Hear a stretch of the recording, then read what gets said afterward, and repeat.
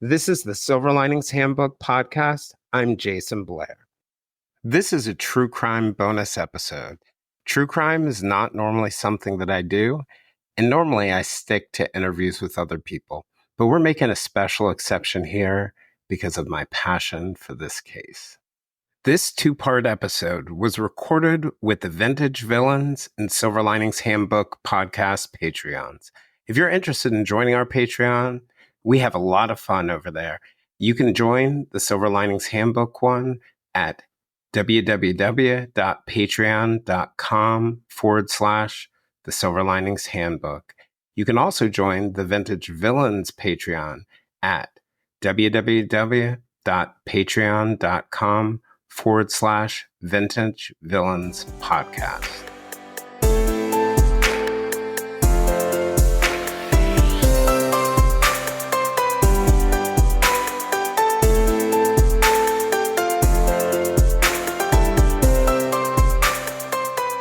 Just a few days short of a year before I was born, Katherine and Sheila Lyon went on a walk that my parents told me would forever change the way they raised me.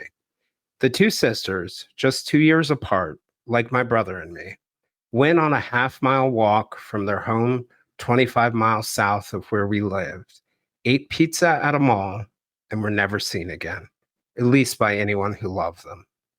By the time we moved from Maryland to Texas 4 years later, the massive search for them had come up empty. There were few leads over the years, mostly known sexual offenders, but they never seemed to pan out. When I returned to Maryland as a college student, it was a case that I would occasionally check in on. The case was so much a part of our identity that when the police finally announced a break in the case in February 2014, my father picked up the phone to call and tell me. In 2019, Mark Bowden, a former Baltimore Sun reporter and author of Black Hawk Down and Killing Pablo, wrote a book called The Last Stone, which chronicles one of the first stories he covered, the disappearance of Katherine and Sheila, and the cold case team that reinvestigated the case. 2 days ago, I found myself frozen in a panic, with anxiety rushing through me to the point where I couldn't function. It's not my normal. With the help of a friend, I unraveled it and came to the conclusion that part of what had me feeling an enormous amount of anxiety was exploring this episode. First, it was a case my parents talked to me about, and my mom died last year. Second, I have seen and written about a lot of death and innocence in my career.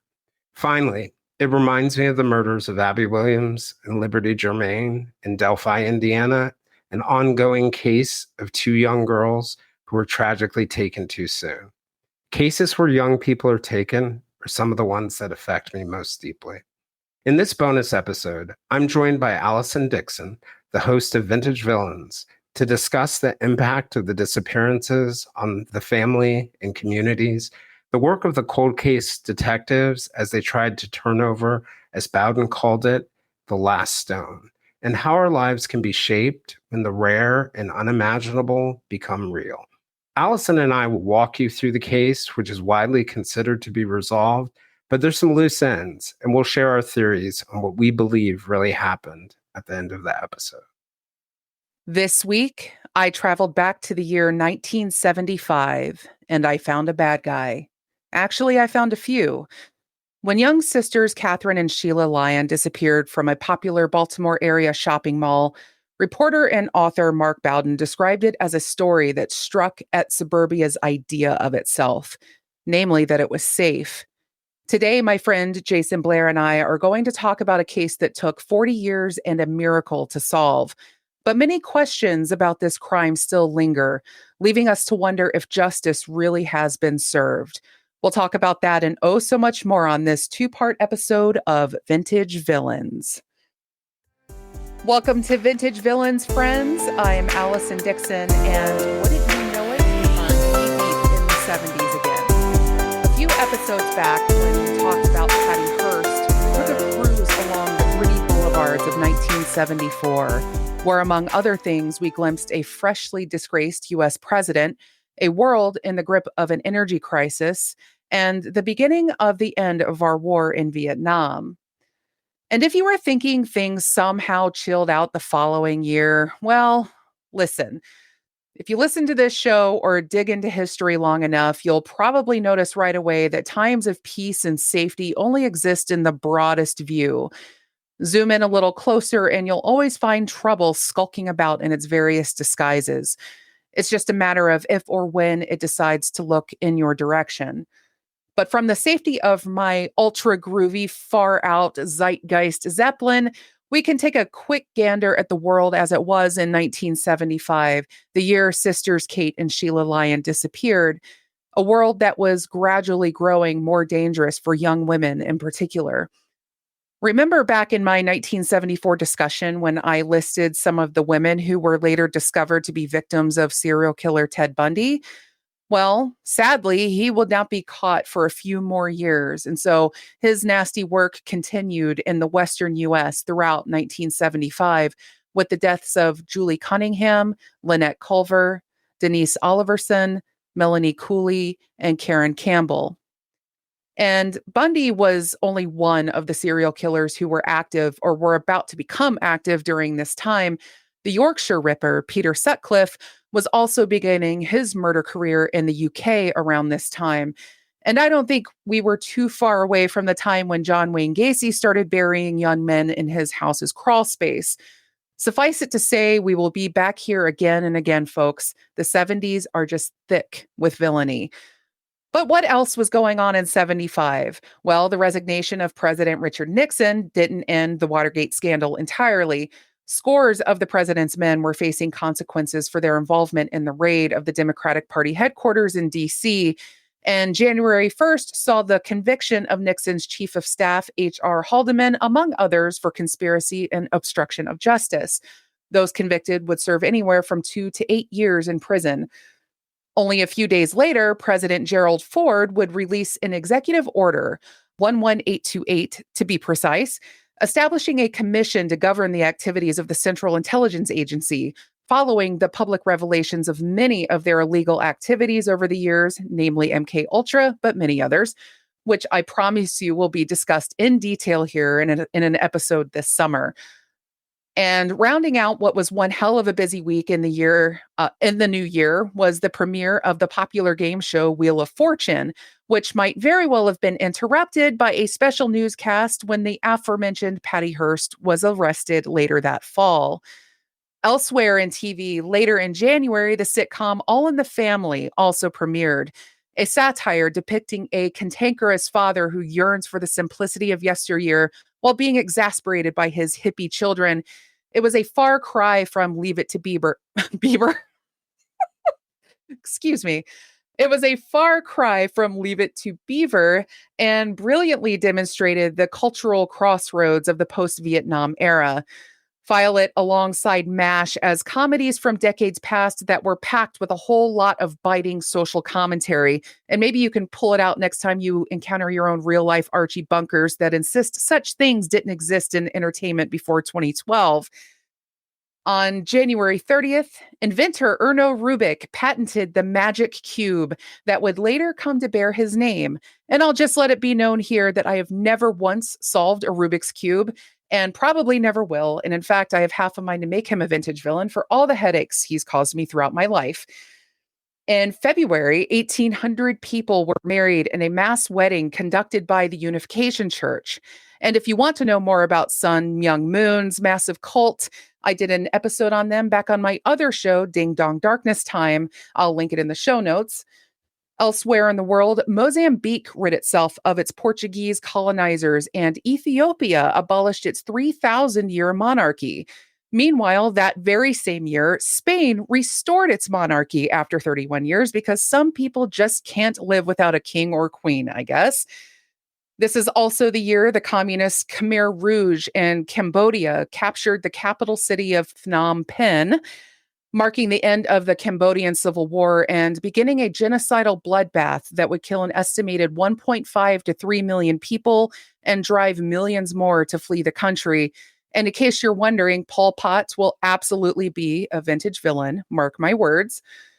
And while we're hanging out in Southeast Asia, we might as well make mention of April 29th, marking the official fall of Saigon and the end of U.S. involvement in the war, which had been deteriorating for many months as Ho Chi Minh's forces multiplied and advanced to the south. You might recall a famous photo of the helicopter on the rooftop picking up the last of the U.S. citizens who remained. North Vietnamese troops would move in and capture the city the following day, marking a sobering and humiliating end of the Vietnam era, at least for us, that had dominated the American way of life for over a decade.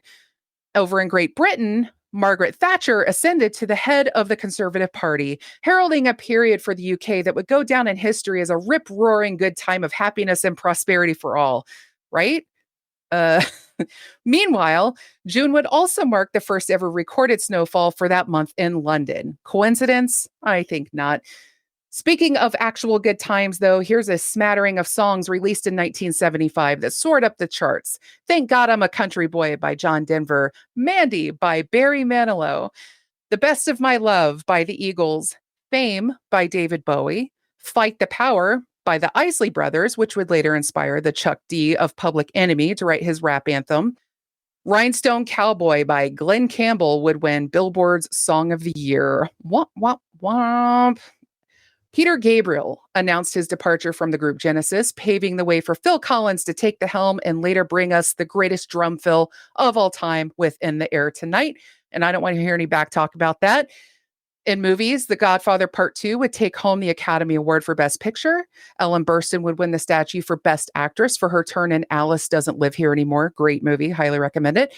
Chinatown would win for Best Screenplay, but Jack Nicholson would only take home a Golden Globe for his part in it. In technology, June of 75 would see the release of Sony's Betamax technology, which would allow people to watch and record movies on videotape. In October of 75, the still running sketch comedy show Saturday Night Live would air its very first episode. The host was George Carlin. When comedian Richard Pryor hosted the show in December, the live broadcast would introduce its first time delay, presumably to head off any of the more indecent jokes Pryor was known for. And speaking of indecent jokes, in July, the U.S. House of Representatives voted to restore American citizenship to Confederate General Robert E. Lee.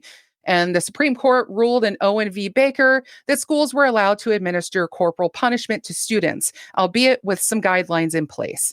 In sports, Muhammad Ali continued to dominate as heavyweight champion of the world, with probably his most famous fight against fellow heavyweight Joe Frazier, taking place in the Philippines, known as the Thrilla in Manila. And now it's time, my friends, to bring the Zeitgeist Zeppelin back into port after a short glimpse at this rather dark and gritty time. I forgot to mention before that President Gerald Ford survived 2 assassination attempts that fall, one of which was by a former member of the Manson family for that extra bit of spice. But it wasn't dark everywhere. In fact, while things might have been raging in the wider world, there were places people built in their communities that were meant to bring everyone together in the safety of boutique storefronts, food courts, fountains, and movie theaters. I'm talking about shopping malls. And they were really coming to the fore in 1975 for many suburban communities that lacked a traditional town square. Of course, there was a more sinister reason behind the creation of these places and suburbs in general, but we'll probably get to that throughout the episode. Any of you listening can probably think of all the times you've spent in some of these shrines to modernist capitalism, and I bet most of you could say that you felt pretty safe there. Except maybe you remember a time or two when someone followed you a little too close or stared a little too long. You probably also remember traveling in pairs or packs for safety. But safety, as we know, is largely an illusion we build for ourselves, so we don't have to think about the statistical gambles we're taking. My friend Jayson Blair, host of the Silver Linings Handbook podcast, brought this story to my attention recently, and I knew it was something we had to talk about. Not only because the story of Kate and Sheila Lyon itself is uniquely haunting, but because sitting here in 2024, many of you listening now might think it sounds like some more recent cases you've heard of. So let's get into it, shall we? All right. 3 initial thoughts. 1975 sounds like it was a lot. A lot. I'm ready to take a nap already. So the second thing, I will teach you how to solve a Rubik's Cube. It's just an algorithm. Like step, step, step, step. Doesn't matter what the cube looks Man, if I could master an algorithm, I would be YouTube famous right now. like. It's simple. And then so I got you on the Rubik's Cube, and 75 was definitely a lot. And then the third thing, before we really dive in, the one thing I want to say about this case, the Loin sisters' disappearance, is that it was one of those iconic cases like Delphi was to Delphi, Indiana, or maybe the murder of Samantha Koenig was to Anchorage, Alaska, when she was killed by Israel Keys. It changed everything. You Right. know, when you talk about an event that caused people to finally start to lock their doors in the Washington, D.C. area and started, that notion of kids who couldn't stray far from their home and some adult always had to be washing them. This was really a case where that truly happened. And, there's this quote that one of the detectives who later worked on the case said, you know, his wife's parents said to him that they remembered the case, right? So he's about my contemporary. They remember the case, and it was the permanent loss of innocence in the region. So that's the kind of impact it had. So, It's interesting too to think about how regional this can be as well. I would say, for that sort of mid-Atlantic DC area region, this case had that. And then if you think of one, I certainly, like you said, Delphi in Indiana. And I think that was one reason why we wanted to talk about this, because it's amazing the parallels that there are between these cases. And as we go through it, a lot of you that are listening right now, as we record this live, will probably be picking up on a lot of those parallels as well. yeah. And I wanted to sort of jump in and give credit, right? Mhm. We did some of our own original research on this. I looked at some court records, but also Mark Bowden's The Last Stone 2019 book on the case. Amazing. He covered it as a So good. reporter. Yeah, just amazing. There's some great reporting in the Washington Post, the Frederick News Post, Baltimore News American, which you can get in the archives, and the Baltimore Sun, but also some really great stuff on the Charlie Project and other spots like that, Mhm. related to the case. The Lynchburg News and Advance in Virginia also did some amazing work on this. Yeah, I think anybody who Googles this case will probably get the Washington Post article that Bowden wrote once the suspect was indicted or tried. I can't remember. Where he gives a whole kind of breakdown of the case, which it makes for a nice summary for his own book. But the book just expands so much more Yeah. onto it. Really well written. And so for me, like I've always sort of taken this case so personally. There are a lot of intersections between my life and this case. It happened not far from where I was born. I was born a year later. Key events and the locations we're going to be talking about are right beside the university where I went to college. Some of the key witness sightings are in Virginia, literally like a quarter mile from the church that I went to when we were there. And then, my first semester of college, I went to Liberty University in Lynchburg, Virginia, 200 miles away, right near where we're going to end up at the end of this story. So I'll go ahead and, get rolling. So our story really starts between 11 a.m. and 12 p.m. on Tuesday, March 25th. That's when 13-year-old Sheila Lyon and her 10-year-old sister, Kate or Catherine, sorry, wrong. That is them. Um, Yes. yeah, right. That is them, but this is the one I wanted to do. Um, her 10-year-old sister, Kate or Catherine, left their suburban Kensington, Maryland home. It's in a Washington, D.C. suburb right outside of the city. So they were headed, about a half mile, little less than a half mile from the home, to a place called Wheaton Plaza, which is the local mall. Sheila was a student at the local junior high school. Catherine was a student at a local elementary school. But Katherine and Sheila's father, John, he was resting as they left. He had worked the night shift as a DJ at WLAM radio, which is one of our popular radio stations, and it was an ABC affiliate. And their mom, Mary, had gone bowling with some of her friends. the girls had sort of coordinated this with their mom, and their brothers had gone to some of their friends' houses. And Mary, their mom, was really thrilled that the girls were going to Wheaton Plaza. She had later said that she had felt the girls hadn't been spending as much time together as they used to. So she was happy they really went there together. And so the girls agreed with their mom that they'd be home by their curfew at 4 p.m. And the girls had $2 between them to buy pizza at the mall. When a classmate saw Katherine and Sheila at about 1 p.m. outside the Orange Bowl Pizza Parlor inside the mall.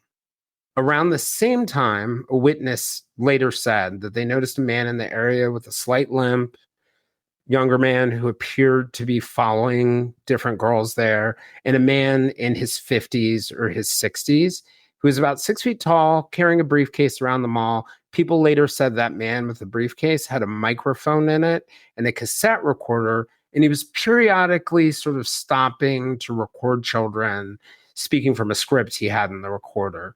And one 13-year-old witness said that he and his friends thought the man was a reporter and joked about going over to be interviewed by him. And among the people who were at the mall that day was a man named Lloyd Lee Welch, an 18-year-old carnival worker who lived with his parents about 13 miles away at 4714 Baltimore Avenue, which we'll go into. Yeah, and I wanted to make mention, keep in your head this tape recorder guy. Not well, for a few different reasons. You're gonna hear, if you go and search about this story on Reddit or anywhere online, you'll see a lot of people talking about this tape recorder guy.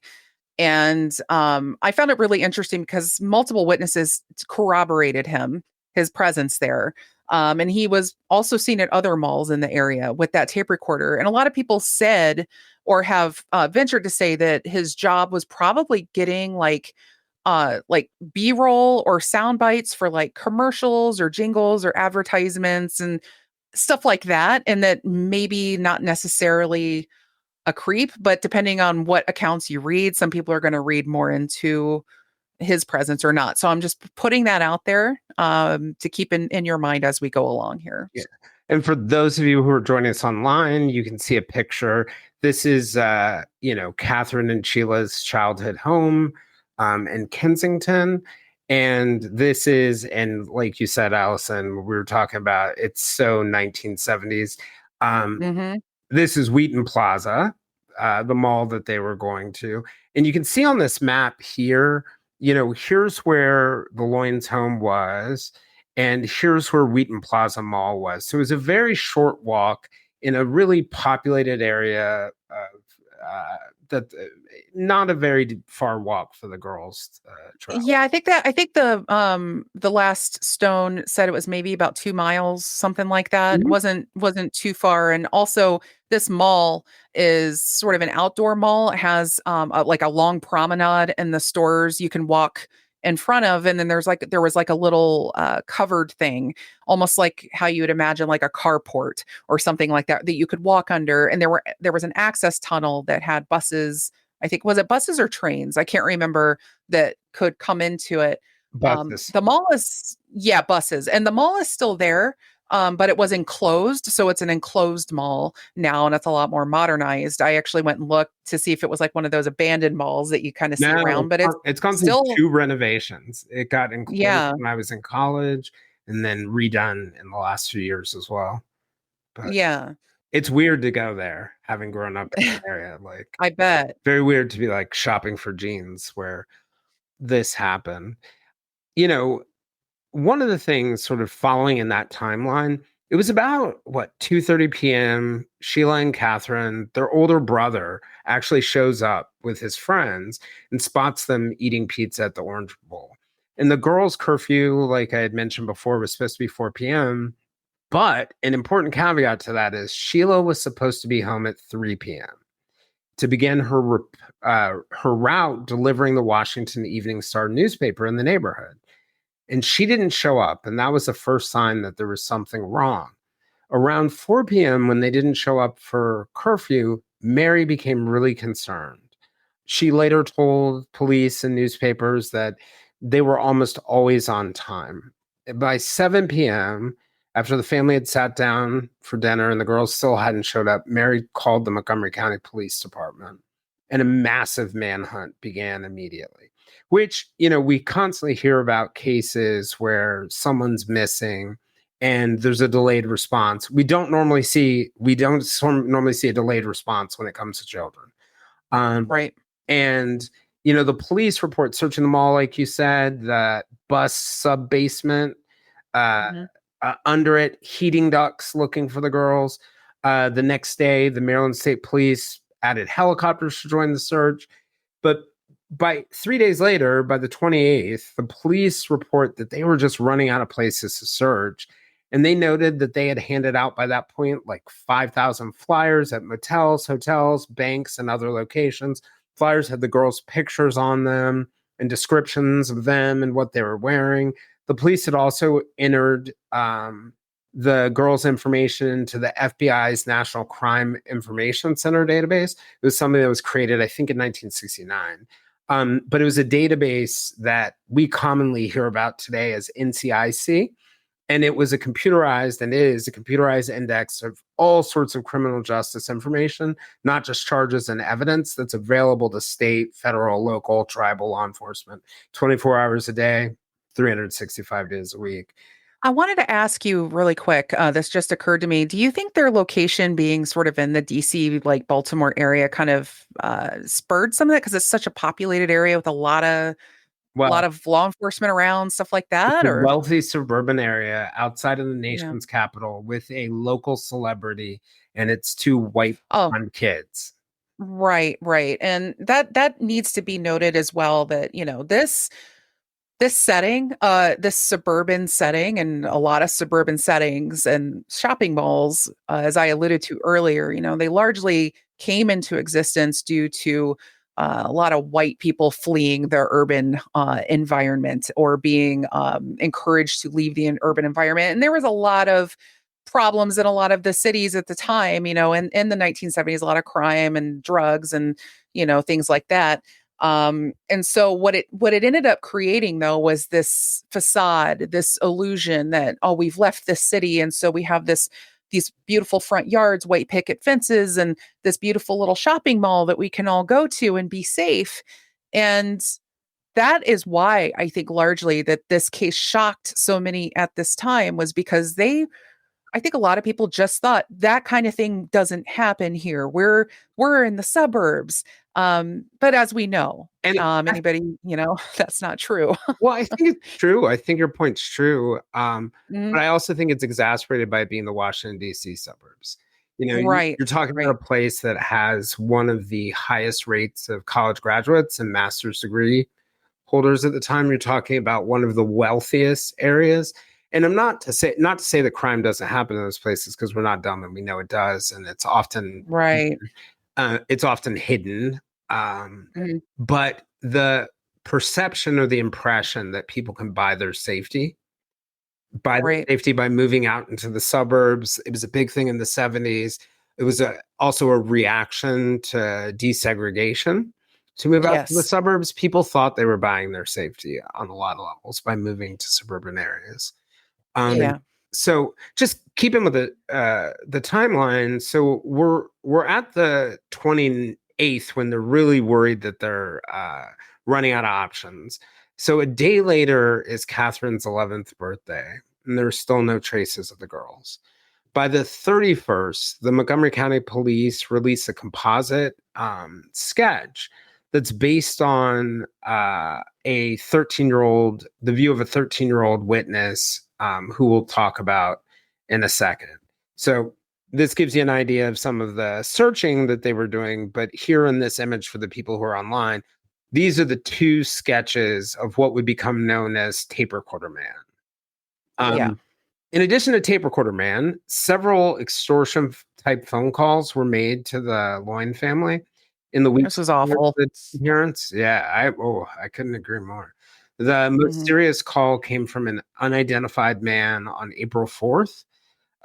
He demanded that Mr. Lyon leave a briefcase with $10,000 inside of an Annapolis, Maryland courthouse restroom, which let me pause there to say that, like, if you want to get ransom money, you may not pick a law enforcement building as the best place to do it, because needless Right. to say, it was not hard for them to scout the area. So the money was left per the instructions, but it was never claimed. Perhaps he realized what an insane idea that was. Please drop off the ransom money at the police station. Right. God, So unbelievable. right? So the caller later maintained that police had surrounded the courthouse and he couldn't retrieve the ransom, which I also found funny because police are already in the courthouse. But before the money would be offered to the man again, they said to him that you got to show evidence that you have the girls. And the caller said he'd be in touch with the family, but never called back. So Yeah, it's and I know that John, the father, had spoken about numerous things. They'd been led astray by psychics. I think somebody who claimed that they had solved some high profile murder. It's not in my notes, but I read it yesterday. And they they decided after all these tips, like this psychic said that, oh, they're buried, they're like in a lake or something, and then they went and dragged a lake that was nearby, and it was just, after a whole bunch of that, they just kind of started closing themselves off, which was unusual for them because, again, John was a radio personality. He was a known quantity, and this family was used to that. They were used to having people over. They were used to being open to the public. And so while it created this groundswell of public response, it kind of started to bite them a little bit, because when you let everybody in to give you tips, you're going to end up with charlatans and liars as well. Well, and publicity So, has its upsides and downsides, as you'll see in this case. There are moments where there's evidence that 40 years later we would not have without publicity. And you could also make the argument the reason why it took 40 years to solve the case is because mhm. so much publicity. So, we'll talk about this more later, but there was another composite sketch that didn't Yeah. really match the description of the tape recorder man, the guy with the microphone and recorder. This sketch describes a 5 foot, 11-inch man in his late teens or early 20s, acne on his face, scars on the left cheekbone, light mustache, wearing a Peters jacket, a blue and white horizontal striped shirt, and white pants. He was said to have dark hair that was slightly below his shoulders. So, part of what happens in the desperation, they reach out to the Philadelphia police, and Allison had mentioned the Patty Hearst case before.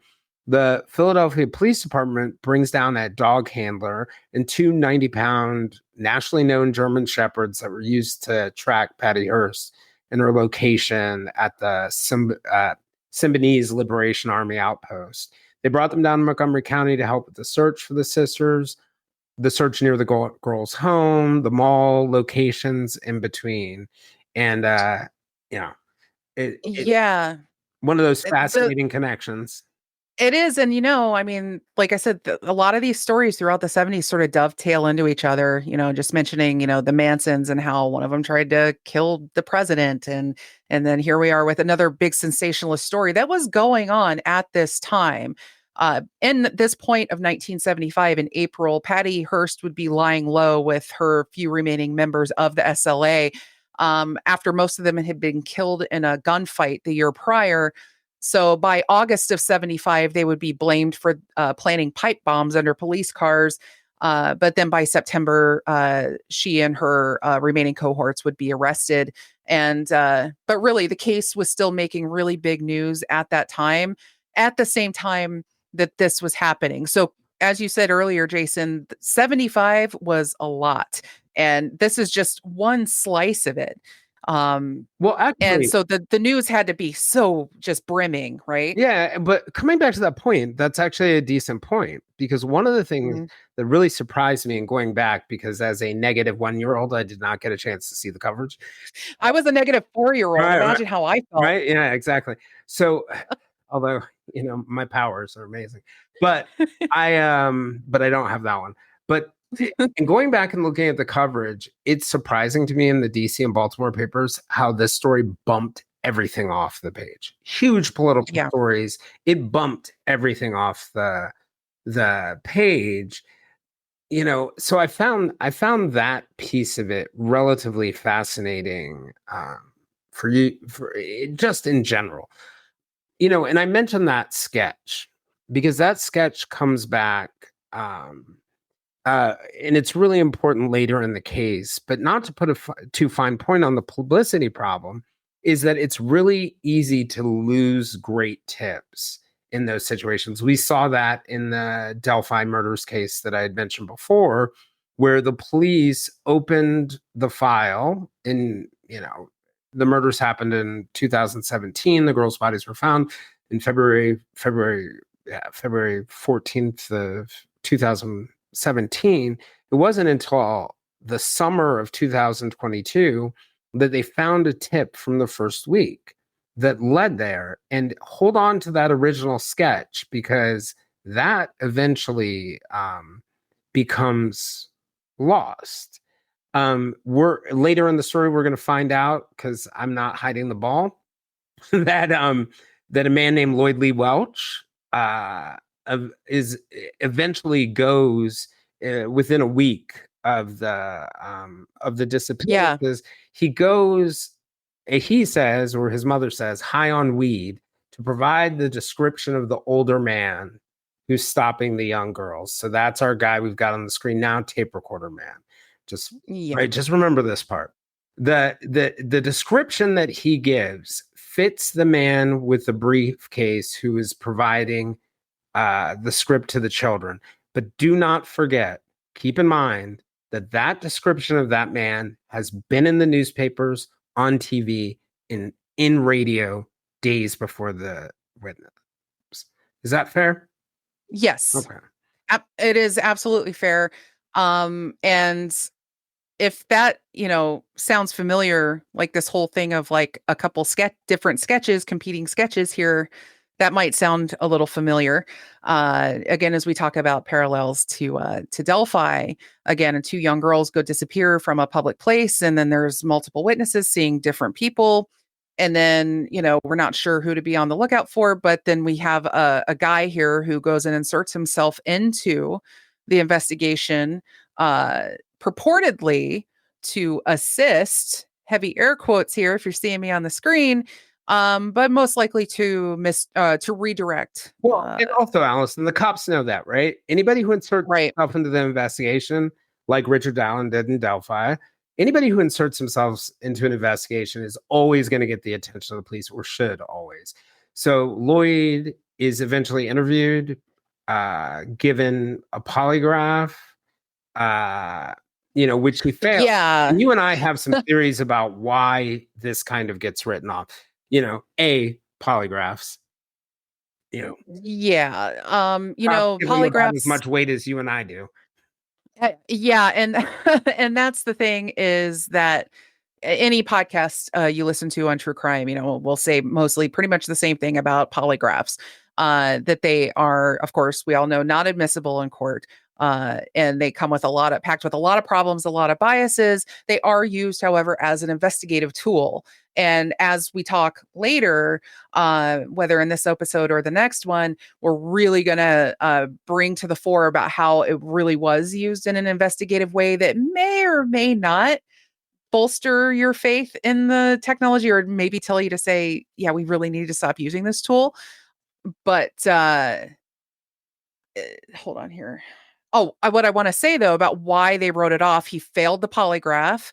But the thing that gets me is that Welch comes in there and says this, gives this statement and provides this information, fails the polygraph. They go, oh, he's just a stupid pothead, just turn him loose. But they had the composite sketch given by the girl who spied him at the mall that day, talking to the girls, leering at the girls. In fact, she was so disturbed by what she had seen that I can't remember, Jayson, was she the one who taunted him and said, take a picture, it'll last longer, or Right. something like that? Right. Yeah. And then she went and immediately informed security.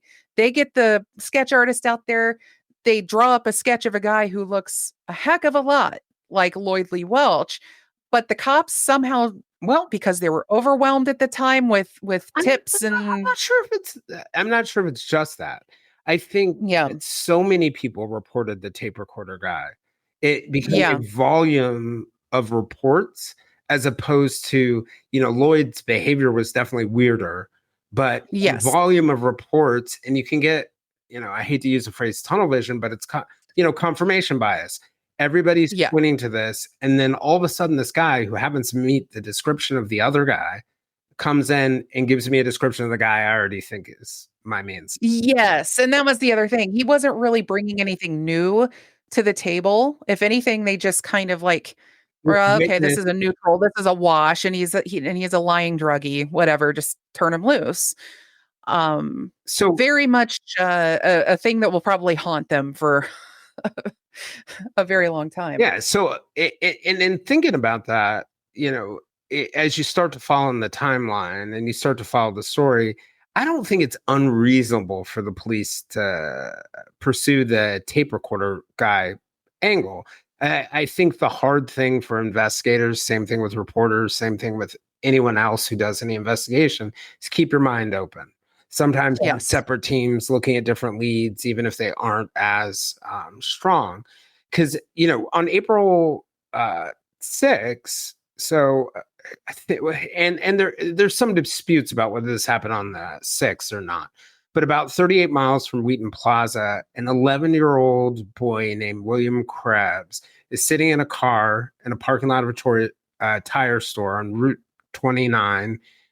I mean, like a mile away from where my current office is right now. And Wow. a mile in another direction from the church. And he was waiting for his mother when he noticed a two-door sedan with what he believed were two girls who were bound and gagged in the car. Cars headed southbound on Route 29 toward Warrenton, Virginia. And that road goes to Culpeper, Charlottesville, where UVA is, and eventually to Lynchburg, Virginia. It carries on beyond that to the state border. But Krebs said he noticed one of the girls who fit the description of Katherine in the front seat of the car. And then a second girl appeared to be in the back seat. And what caught his attention, Krebs said, was that it appeared as if both girls were trying to stand up. He said the girl in the front seat, who matched that description of Katherine, appeared to be crying. So he couldn't make out the other woman or girl in the back of the car, but he did see one that matched the description of Katherine. And he said the car was moving really slowly. And so Krebs and his mother immediately make a report to the Fairfax County Police. And by the next day in the area, people are jumping on CB radios to look for the girls. And I want to talk a little bit about the use of CBs, citizens band radios back in the 70s, especially. We might not realize sort of the historical impact and kind of the good that they did and why people were using them and why it sounds like everybody had one, sort of like a predecessor to cell phones, smartphones, social media. Found a great article on this, but basically, in the mid 1970s, there was this whole sort of culture that formed around it, largely because of the energy crisis that was going on at the time. Gas shortages were a big thing. And you might have heard of the movie Convoy or the song Convoy or Smokey and the Bandit and some of these other movies that sort of popped out around this time. And it was mostly because the truckers could set up these convoys and go look ahead to see where they could find gasoline, and sort of people could listen in and find out, because that's how bad it was.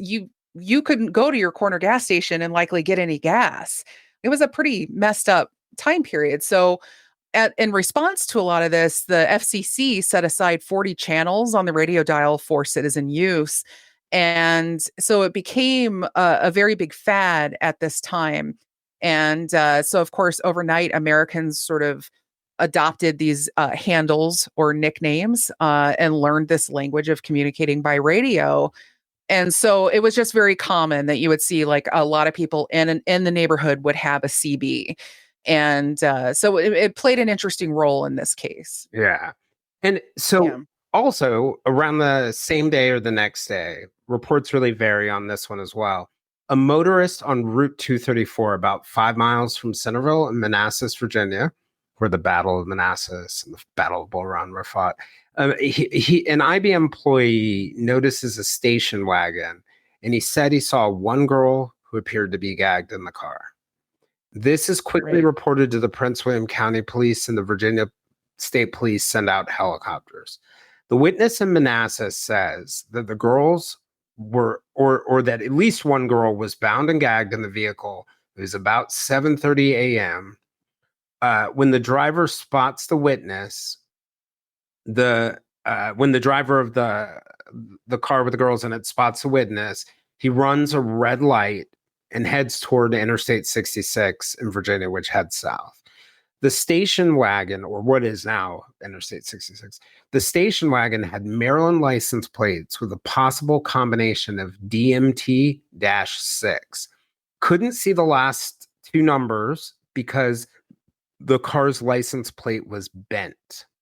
A very common thing when you steal a car, you don't want to be able to drive back then. Bend, it doesn't work so well now with license plate readers from cops. Bend the license plate or distort it slightly. And so that known combination I mentioned, Cumberland, Maryland, which is out west, Hagerstown, which is in the middle of the state, Baltimore, which is east on the Chesapeake Bay. So a search of the plate numbers fails to produce any good information at the time. Databases are not as good as they are now. It wasn't as easy to search state records by the license plate numbers. You can even see in the list killings up in Long Island. Part of what they did was they identified, they used driving records. And even in the 2000s in New York, you could only search certain ways by name or by X, Y, or Z. You couldn't search by all the fields. And so, the witness report at first is treated really credibly, but later marked questionable by police. But when cold case detectives reopened the case, they believe that this is the last credible sighting of one of the girls, according to the last stone. So the trail eventually goes cold, but witnesses are able to sort of see that partial license plate. Not entirely sure what state it came from, but it's got those letters. Yeah. And they said that every state up in that area had its own bicentennial plate, which was a new plate. And of course, just a reminder, the bicentennial would be the following year. So there was a lot of that in the air as well. Yeah. And I just want to point out, there are thousands of missing children cases every year. Those children that are taken by strangers are only 1/100th of 1%. So about 100 cases a year in the United States. And that number has changed very little since statistics on it have been kept. So most missing children are found quickly. They're often with a relative or somebody who knows them. So for two, to be taken once and disappear completely is so rare that you can almost say it virtually never happens.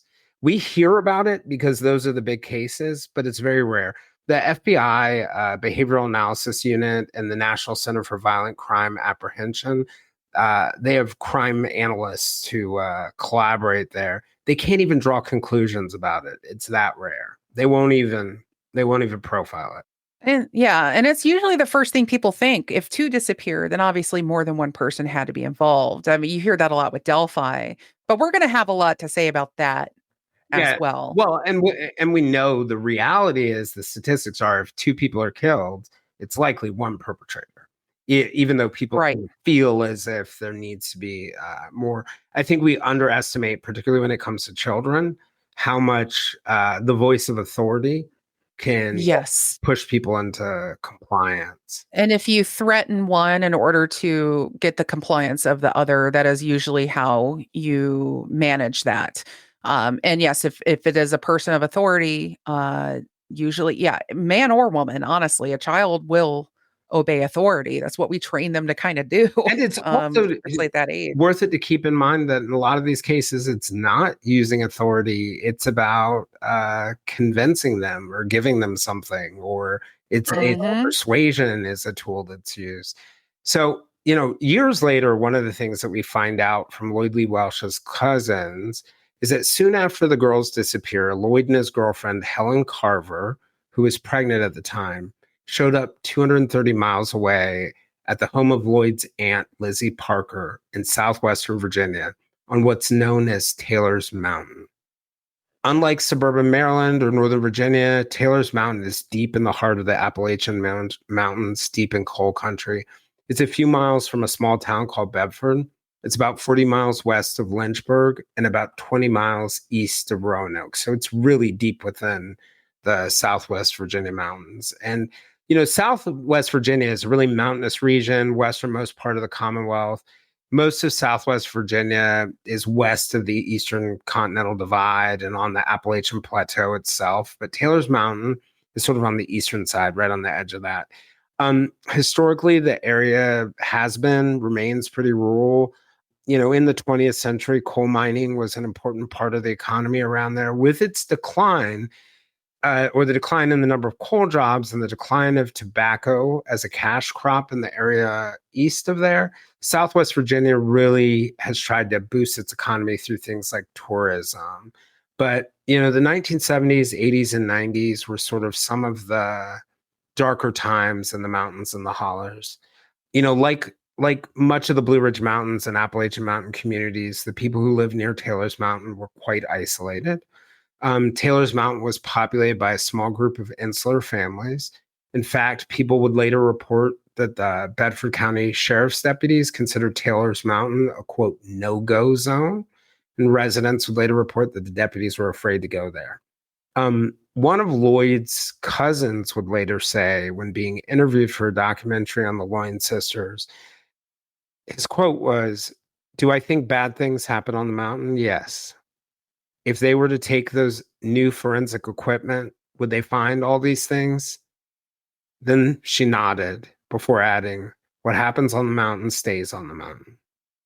Yeah, I remember watching the documentary for this, which Who Killed the Lyon Sisters, and it's on right now. Well, Investigation Discovery did it. I found it on the Roku channel on my own device, so you'll have to do a search for it to see if you can find it. And when it got to this part of the documentary, because I had not known the entirety of this case yet, it really took a turn into Hills Have Eyes territory. It's no joke about the isolation and the sort of lawlessness that happens up there. It's very remote. You have these families that sort of own that piece of land. This is not a place that if you were lost in the woods, that you had taken a wrong turn off of a path somewhere on the Appalachian Trail, you would not want to turn up at Taylor's Mountain asking for aid. So knowing that these girls were taken from this mall, this very populated mall, and then eventually, very likely, delivered here, and we'll get to that much later, it really added another layer of depth and fear to this case. That, wow, this is what's kind of on the back door of civilization. You go just 40 miles outside of town and you're in a place like Taylor's Mountain. Yeah, and because years later, Lloyd's cousin Connie says that Lloyd and Helen show up in a station wagon with a large green army duffel bag that was bloody and had clothes in it. Connie says she had noticed a really foul smell, and when Connie asked Lloyd what was in the bag, he said that he and Helen had picked up hamburger meat and that it had gone bad. Connie said Helen was pregnant, so the police concluded that was probably the spring of 1975. Yeah, and again, the girls disappeared in March, early March or mid-March. Yep. So this would be roughly, some weeks after the disappearance. Mm-hmm. And so Connie's brother, Henry Parker, would say that he didn't look at the bag, but Lloyd told him he had a dead dog in it. Henry helped Lloyd toss the bag in a bonfire that became sort of infamous on the mountain. People talked about it decades later. They said it raged for many, many days. Smelled terrible too. Yeah, a lot of people reported the smell was very distinctively that of burning flesh. And so it's super important to note here that Connie and Henry told these stories to the police decades later and after years of not speaking to each other. They were estranged, and they had a falling out over the inheritance, including their mother's house on Taylor Mountain.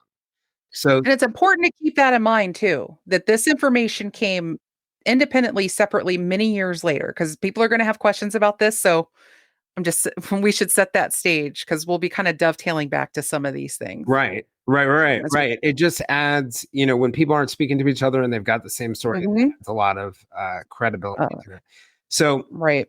Connie would later say in a Facebook exchange with a relative, Amy Welsh Johnson, that, quote, "My biggest fear is that my last family member, Henry, was a part of it on the mountain." She would later tell a grand jury that her brother often hung out with Lloyd when Lloyd visited. She also told the grand jury, in reference to that message, when she was asked about that message, "Henry wouldn't murder a child. He wasn't in Maryland. I meant help bury it. If he helped bury the bodies on the mountain." And so Yeah. Henry had been questioned by the Bedford police the first day they visited Connie on that same day. And he said, and I think this is pretty significant, that when Lloyd had visited in 1975, there had been talk even then among family members about Lloyd's involvement in the Loyne sisters case. So almost 40 years before his name is publicly linked to it, Henry says his family was talking about it. Henry said even before Lloyd came to Taylor's Mountain, his mom and dad had said it out loud to him and wondered about whether he was involved. But Mm, the cold case detectives, had reason to suspect that Lloyd had been more than a help. I mean, Henry had been more than a helper. His sister, Connie, had told them about a sexual interest that he had had in her as a child, including one pre-planned assault that she had escaped. yeah, the this family is as we'll soon find, and it gets a good bit more disturbing as it goes on. One of our listeners here, Leslie, said it's Virginia's Deliverance, and Taylor's Mountain is, and she is familiar with this part of the country as well. So, and I have not been, but I've been to like West Virginia and and that. So uh they have that isolation, they have that ability to kind of like do a lot of these depraved things and not be Well, I've observed. had those And moments in Appalachia when I'm driving in a mountain, certainly when I was reporting, and then, just living near uh, near the Blue Ridge Mountains, the Allegheny Mountains. I'm not too far, where I have definitely taken a turn on the street and gone Mhm. up a little bit and literally backed out without like turning the car around, because I'm like, we need to get out of here right now. It's just not, Right. it's not a you know, and you also see these places in other places other than Appalachia. You go up to Oh yeah. northern Vermont or northern New York along the Canadian border. There, Honestly, Washington State. yeah, driving to, Yeah. so it's not just an Appalachian thing, but Yeah. there's It's yeah. it's a rural thing. It's a you know. I don't even think it's that, because you can see it in really urban cities. I could take you into areas in New York where That you is walk true. instantly and you'd be like, I am not welcome here. There is that feeling of they could tell you're not from around there, and it does have like a territorial feeling to it. And it is interesting how some places are like that and some places are not. Well, so I think there are two things at play. Like when you look at Appalachia in particular, we'll talk about this. There's a lot of anger and resentment, right? Right. And we'll talk about this a little bit more as we go on. And I think that's a commonality in other places, that they're insular. There's a lot of anger and resentment. You're coming in as an outsider with already negative 5 points, which Yes. completely, I think on some levels, it's really understandable that there's a reason why a lot of people in Appalachia are suspicious of outsiders. They have not brought good things often. Um, Right. so just jumping into Lloyd a little bit. Lloyd was born on December 30th, 1956. His childhood got really ugly fast. He would later say that his father, Lee Welsh, killed his mother, Margaret Ann, when Lloyd was 2 years old, and when Lee was driving drunk and crashed the car. The two, Oh, do you have a picture of him by chance that we might be able to put up? Okay. nope. the two twin sisters she was carrying also died in the accident. Um, Sad. Lloyd cycled through a series of foster homes until he was 7 years old, when Lee and his new wife, Edna, his stepmom, picked him up and brought him home to Hyattsville, Maryland, an edge city on the northeast edge of DC. It's sort of east and south of where Wheaton Plaza is. And that it's an area, Hyattsville's an area where many members of Lloyd's large sort of extended family lived. And Lee, Edna, and Lloyd lived at 471 or 4714 Baltimore Avenue. It's a stone's throw from the entrance to the University of Maryland, but a wholly different world.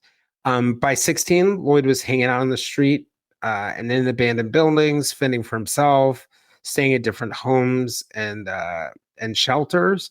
That area of US Route 1 along Baltimore Avenue was known at one point as like Hillbilly Highway, because Scotch, Irish, Appalachian families had made their way to northern cities like DC and Baltimore after World War II. You know, Billytown, if you've ever heard about it in Baltimore, is another one of those places where folks from Western Maryland had come, often for labor jobs and industry. And, you know, lots of folks from Western Pennsylvania, West Virginia, and sometimes in the example of Hillbilly Highway and Billytown, created their cultures, their own cultures within that seemed a lot like Taylor's Mountain within these suburban communities.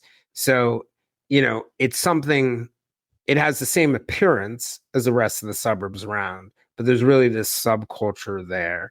And one of the points I wanted to make, Allison, is that Appalachian families have prospered over the past 40 years, and clans like the Welsh family are hardly the most persecuted minorities in American history, but I do want to acknowledge that they were persecuted. Yes. But elements of their exclusion and isolation really remain and can kick up that resentment and anger I was talking about. Oh, absolutely. And, you know, you could look at some of the more famous stories, for instance, the stories of the Hatfields and the McCoys, you know, these feuds between families that happened in that region of the country or thereabouts. And so, yeah, I can absolutely see that exclusion, that isolation, that, you know, led to some unfortunate incidents. Yeah. And so later it would become clear in the investigation that almost all the women who were cousins in Lloyd's family had said they had been sexually abused by other family members. Lloyd portrayed himself as an innocent victim of sexual abuse in his family. However, he pleaded guilty to molesting one little girl in Virginia, arguing that the girl used to get in bed with her mom before he came around. And he thought one night that he was cuddling her mom, and it must have been the girl, and he touched her private area.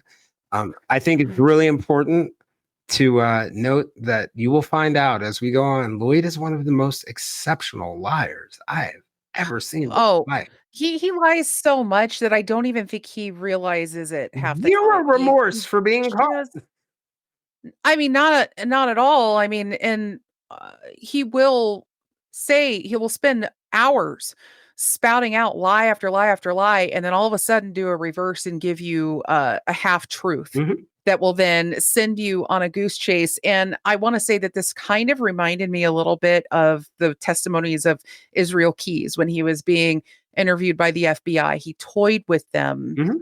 so much that, you know, giving them little bits and pieces of things. Well, and And then they would get him up against the wall and then he'd pivot and you just couldn't nail him down. And Welch is very similar here. yeah, and Uh, it's, you know, some of it can be to save face, some of it can be for other reasons, but I think a lot of them, Julia Cowley over at the Consult podcast, and my friend who's a former FBI profiler, and I talk about this notion of like when you find a killer, particularly a sexually motivated killer, who gets sexual gratification from killing. Once you've caught them, they have no opportunity for that gratification anymore. And one of the ways that they can get gratification is by duping you. So yes. they're duping you just becomes extension of the same sexual gratification that they were getting from murder. But Lloyd went on to have quite a criminal career. His resume of crimes is quite impressive. His criminal record stretched, from Across many states. yeah, across many Yeah. states, long after he walked into Wheaton Plaza. Hmm. There wasn't much progress in the case between 1975 and 2001, but one suspect did emerge. In that one suspect. So at one point, the in 2011, the cold case team goes to Quantico and they visit the FBI's BAU to discuss the case. A lot of us hear about child abduction cases and make a lot of assumptions. That point Allison was making, like that they're two victims, and it requires multiple perpetrators. The second one is that each sexual predator who's murdered a child victim has done it before, has either done a sexual crime before.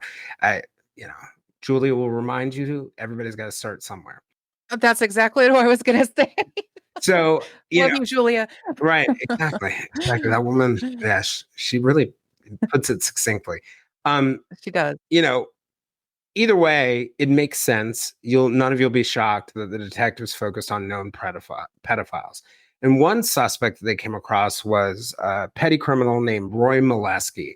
He turned out to be a petty criminal, a killer, an audacious pedophile who, like Very Lloyd much. Welch, had inserted himself into the investigation. In 1975, he called the Montgomery County Police 2 times, first with a suggestion that they should offer immunity to the person who kidnapped the girls, which, by the way, would raise a red flag for me if the person returned them. And then he called 2 weeks after the girls disappeared with a tip for where he said he had seen the gray-haired tape recorder man weeks before the sisters disappeared, trying to lure children into a car at another mall. He gave a super detailed account. 2 years later, so 1977, Molesky shot and killed his wife and one of his sons. In prison for those crimes, he constantly talked a lot about the Lyon sisters, telling other inmates he knew where the girls were. Police who investigated those claims excavated his backyard. When he killed his wife and his daughter, the police found a note about the Lyon sister that he had written on the table. But in that excavation, they were unable to find anything. I really want to drive that home too, that Ray Molesky is probably the biggest red herring in this story. Because again, I'm not going to hold all my cards I back don't here. know. We haven't gotten to my theories yet. Yeah, okay. Well, yeah, because our theories will be interesting to say the least, I think. But there are a number of tape recorder man is probably the ultimate king daddy red herring, I feel. But Molesky, oh yeah. Yeah, just a little bit. Don't you dare. That is so true. I think there's a way that some of these stories could come together. Yeah, but then that just kind of makes me feel like the guy on It's Always Sunny, with the big board behind him with the strings tying everything I would say I have a firm belief that lying is a difficult art as someone who has mastered it. So when you tell a big lie and you were trying to con someone and you're doing a detailed lie, you tell a big lie about the big thing, but all the details around it are often based on real things. So Yes. I'm not writing anything off at this point. No, Molesky, though, I will say, I do think he is largely a red herring. However, bad guy, known quantity, and known to Lloyd Lee Welch. I think Welch tried to underplay his association with Molesky for whatever reason. And I find this incredibly interesting for a number of reasons. One, the police end up honing in on Molesky as, their guy, right? And they focus on him. Like Jayson mentioned, they wanted to excavate this basement. They even went to a judge to try to get clearance for it and couldn't do it. They scoped out property and watched it. I mean, they really focused hard on Molesky. So when Welch had an opportunity to pin it all on him, he didn't. So we'll get to that in a bit, but it's just interesting to me. Here's your perfect guy right here. He's a known pedophile. He has victims that are a lot like, although he went after boys as well. Yep. And yet here we are.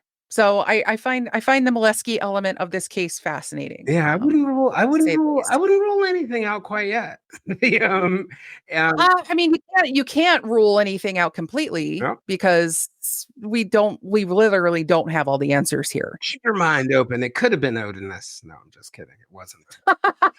So There's always the Odinist. So a young police cadet named Ed Cullen, he had joined the search effort for the Lyon sisters as a cadet 30 years before this time. He was assigned to the cold case team in 2011 around the time that they had gone down to the FBI. And that's usually in most police departments the last stop before you hang up your badge. And like many detectives before him, he reopened, and this is a common thing in Montgomery, he reopened the Lyon files, ending his career with the same case he started it. And still, there were no bodies, no crime scene. But after 30 years, the girls are presumed to be dead. He felt that computers held promise. They made it easier to compile lists of sex offenders, develop timelines, cross-check names and incidents, things like that, look around what was happening around the plaza. The old list of car registrations could be examined for the partial license plates. One of the things I would say about cold case teams, and if anybody, Restless Sleep, it's a great book about the New York City Police Department cold case team. They really do turn over the last stone. It's like they're pushing that Sisyphean rock up the hill. And he worked with 4 other detectives at the time. Instead of sort of adding more to the files, the team decided to take a different approach. And this is the same thing we saw in 2022 in Delphi. They decided to weed the files instead of adding to them. And they worked to identify every plausible suspect and reinvestigate them enough to either eliminate them or keep them in the file. And that work took 2 years. So we're in 2013. The suspects in the files included a guy named Fred Coffey, who is a South Carolina man and sexual predator. Another one named Arthur Goob, infamous sexual sadist and serial killer James Mitchell. Not gonna get this right. He's got a weird, D. Ballard Delibin. Something like you'll understand. It's a tough one. It's a tough one. And so all of them had stories with potential links to the Lyon girls. So when you're thinking about things like red herrings, there are a lot in any investigation. There are a lot of people who can meet the profile. It's different to have evidence, though. So none can be completely eliminated. By 2013, out of the 5 detectives who are on the Lyon sisters reinvestigation, only one was left, a detective named Chris Homrock.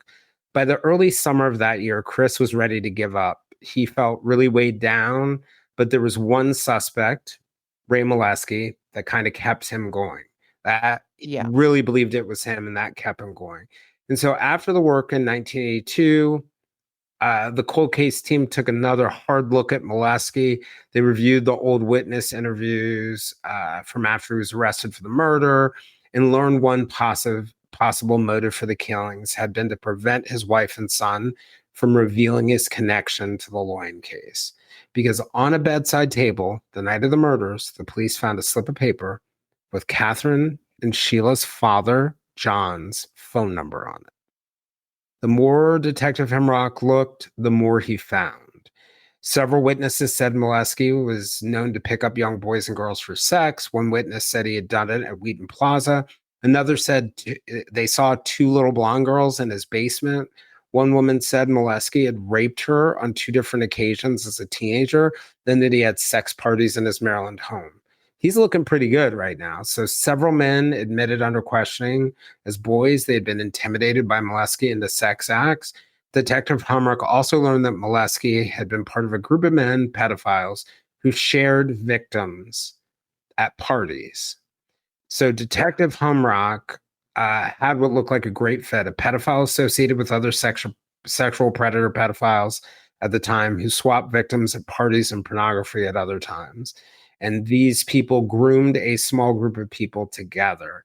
And so the detective spoke with a couple who owned Molesky's old Maryland home, talked them into letting him rip out the carpet in the basement, look at the concrete floor, nothing.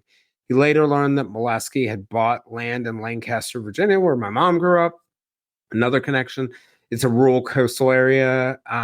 Hemrock spent weeks there, living in a motel, overseeing a dig of the property. Yeah. Nothing. There it is. He Nothing. They found nothing. He wanted to dig up the concrete in Molesky's old basement, took it to a judge. None of the judges were okay with it. So even when you have a lot of, as Allison is alluding to, circumstantial evidence, your gut doesn't count, right? But you cannot blame Humrock here for having that hunch as hard as he did. I mean, as you were going through it, I would have gone at him. absolutely. I would have gone at him just as hard. And that is the thing that will again further confound you folks listening right now even more, is that Molesky seems like the perfect guy for this. And yet that's not where we land, or well, not where the investigation lands, I'll just say. Yep. So one day, right around the point where Detective Hamrock was feeling particularly discouraged, he's at his desk looking at a bunch of familiar papers. He sees a file he didn't ever remember seeing. It was a 6-page transcript of Lloyd Welch's April 1, 1975 statement to police. He couldn't believe that he had missed it. At the end of the statement, he saw something that really caught his attention.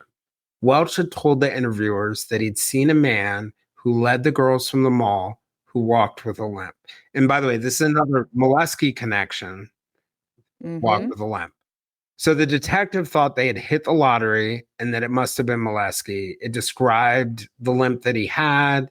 But another detective, Dave Davis, who Detective Humrock showed the statement, thought it was odd that a witness who was a teenager like Welch would recall the girls with that level of detail, because most teenagers, as you can imagine, wouldn't look twice at two young girls.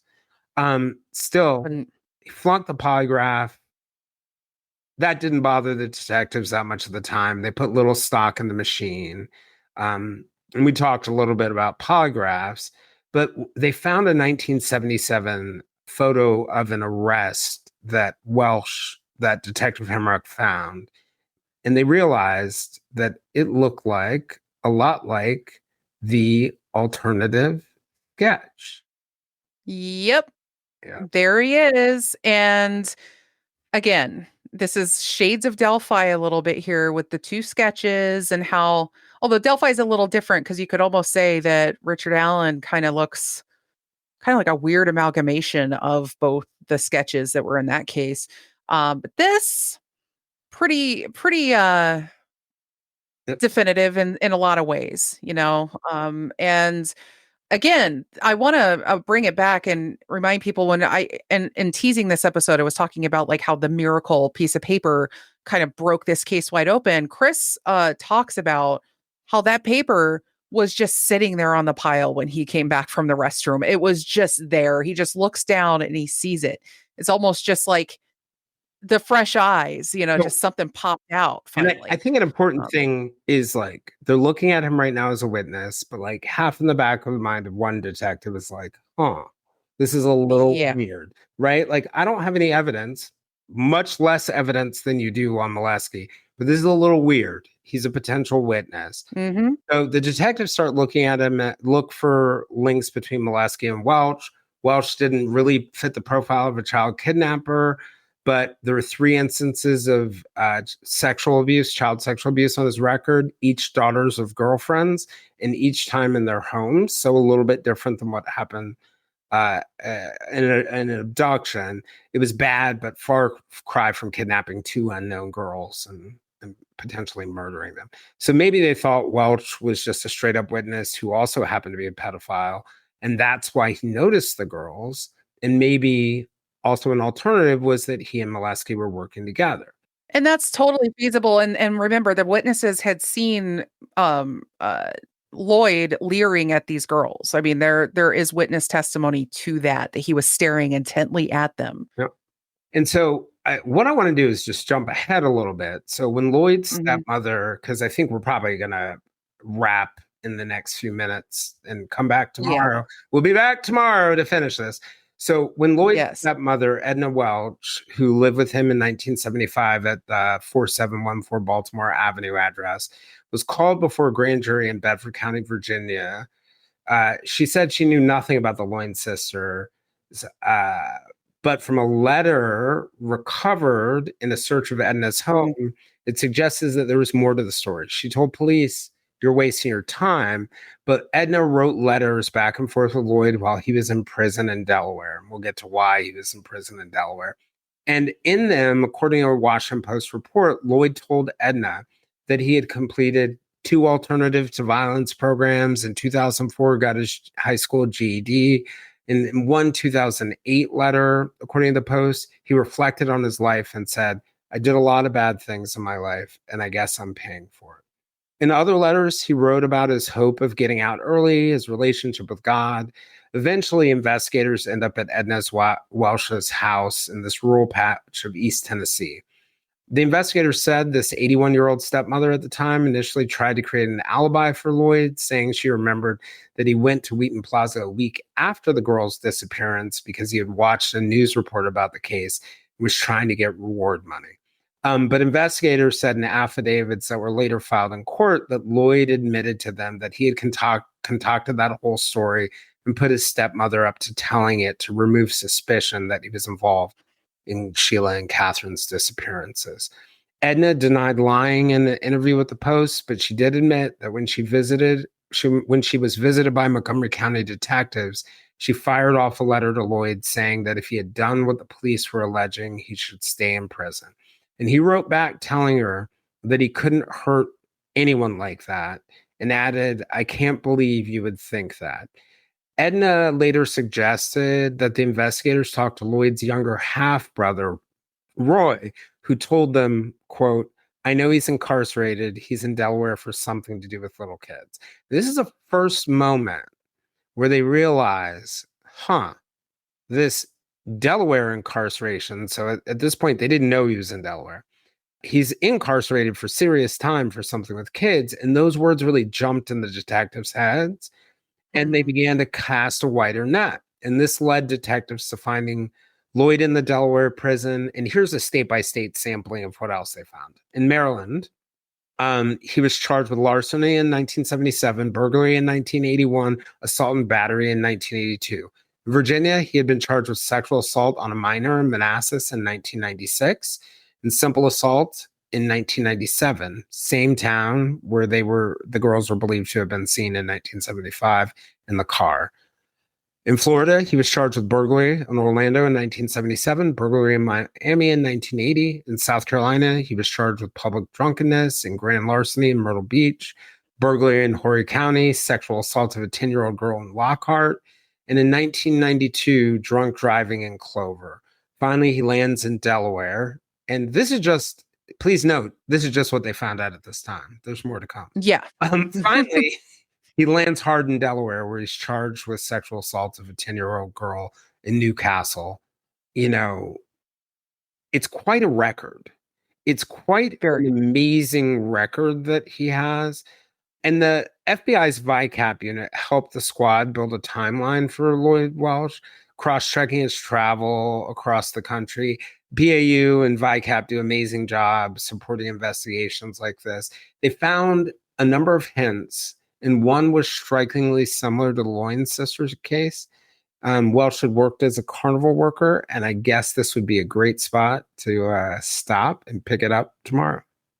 Yeah, Carney. And I mean, we just have all the sort of, the stereotypes are just really hitting us hard in this episode, but it was just amazing. Like, another level to this. And the ride continues to have a lot more twists and turns from here. We are not nearly through it. So we will wrap it up for this episode.